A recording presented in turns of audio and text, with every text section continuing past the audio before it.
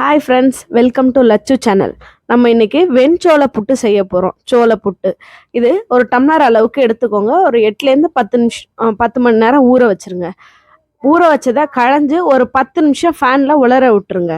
நல்லா உலரட்டும். ஒரு ஈரப்பதம் மிக்சியில் ஓட்டுற அளவுக்கு ஈரப்பதம் இருந்தால் போதும். ஒரு 10 நிமிஷம் உலர விட்டுருங்க. மிக்சியில் நல்லா ஒரு மாவு நம்ம புட்டு மாவுலாம் இருக்கும் இல்லையா, அந்த பதத்துக்கு நல்லா ஓட்டிடுங்க. நல்லா ஃபைனாக வந்து ஓட்டி எடுத்துருங்க. ஓட்டினதை ஒரு பவுலில் ட்ரான்ஸ்ஃபர் பண்ணிப்போம். தேவையான அளவு உப்பு சேர்த்துப்போம்.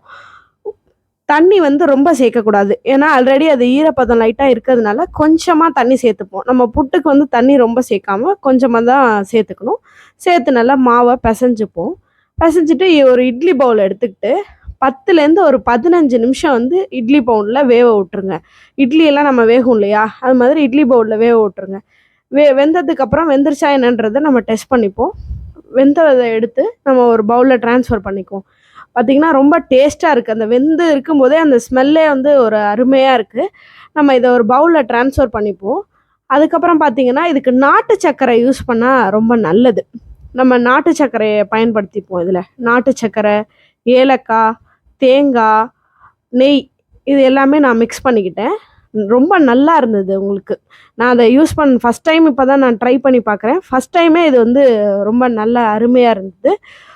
நீங்களும் கண்டிப்பாக இதை வந்து யூஸ் பண்ணுங்கள் உங்கள் வீட்டில்.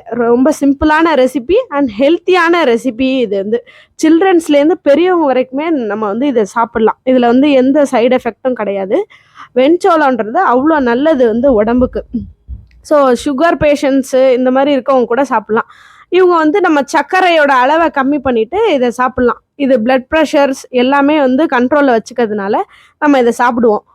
இது ரொம்ப அருமையாக இருந்தது. எங்கள் வீட்டில் எல்லாருமே குட்டீஸ்லேருந்து பெரியவங்க வரைக்கும் லைக் பண்ணி சாப்பிட்டாங்க. நீங்களும் கண்டிப்பாக செஞ்சு சாப்பிட்டு பாருங்கள். எப்படி இருக்குன்னு கமெண்ட் பண்ணுங்கள். எங்களோட சேனல் பிடிச்சிருந்ததுன்னா லைக் பண்ணுங்கள், சப்ஸ்கிரைப் பண்ணுங்கள். தேங்க்யூ, பாய்.